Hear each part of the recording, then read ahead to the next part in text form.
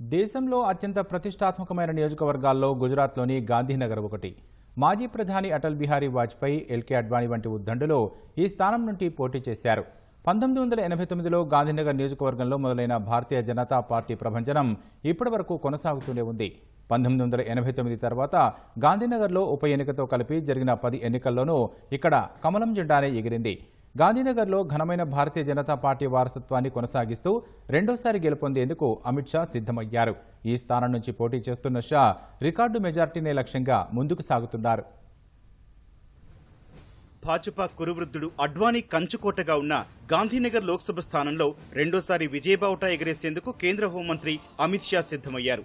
ఈ స్థానం నుంచి కాంగ్రెస్ అభ్యర్థి సోనాల్ పటేల్ పై అమిత్ షా పోటీ చేస్తున్నారు. 2019 ఎన్నికల్లో తొలిసారి గాంధీనగర్ స్థానం నుంచి పోటీ చేసిన అమిత్ షా భారీ మెజార్టీతో ఘన విజయం సాధించారు. కాంగ్రెస్ అభ్యర్థి సీజే చావ్డాపై అమిత్ షా 5,57,000 ఓట్ల తేడాతో గెలుపొందారు. 2019 ఎన్నికల్లో మొత్తం 12,84,090 ఓట్లు పోలవగా అమిత్ షాకు 8,94,624 ఓట్లు వచ్చాయి. చావ్డాకు 3,37,610 ఓట్లు దక్కాయి. ఈ ఎన్నికల్లోనూ భారీ మెజార్టీ సాధించడమే లక్ష్యంగా అమిత్ షా సిద్ధమయ్యారు.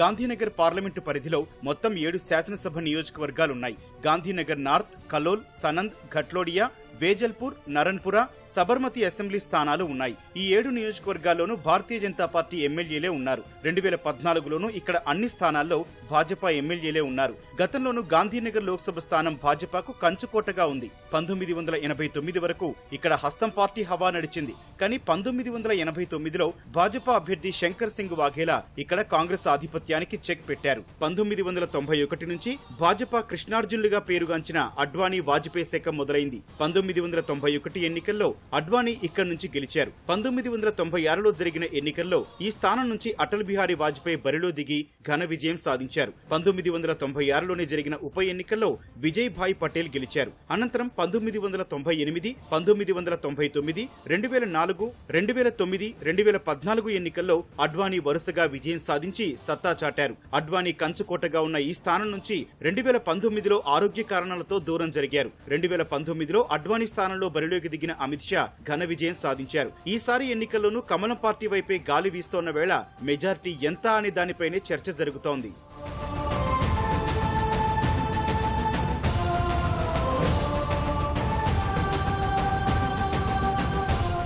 గాంధీనగర్ లోక్సభ స్థానం నుంచి ఏప్రిల్ 19న కేంద్ర హోంమంత్రి అమిత్ షా నామినేషన్ దాఖలు చేశారు. ఇక్కడి నుంచి రెండోసారి నామినేషన్ దాఖలు చేయడం తన అదృష్టమని అమిత్ షా వెల్లడించారు. అడ్వాణీ, అటల్జీ ప్రాతినిధ్యం వహించిన స్థానం నుంచి నరేంద్ర మోదీ ఓటర్గా ఉన్న నియోజకవర్గం నుంచి తాను పోటీ చేస్తుండడం చాలా ఆనందంగా ఉందని వివరించారు. 30 ఏళ్లుగా ఈ ప్రాంత ప్రజలు తనపై అపారమైన ప్రేమను కనబరిచారన్న అమిత్ షా వారి రుణాన్ని తాను ఎప్పుడూ తీర్చుకోలేనని అన్నారు. 2019లో అమిత్ షా 69.67% ఓట్లు సాధించారు. ఈసారి అంతకంటే ఎక్కువ సాధించాలని లక్ష్యంగా పెట్టుకున్నట్లు భాజపా శ్రేణులు తెలిపాయి. మే 7వ తేదీన 3వ దశలో గాంధీనగర్లో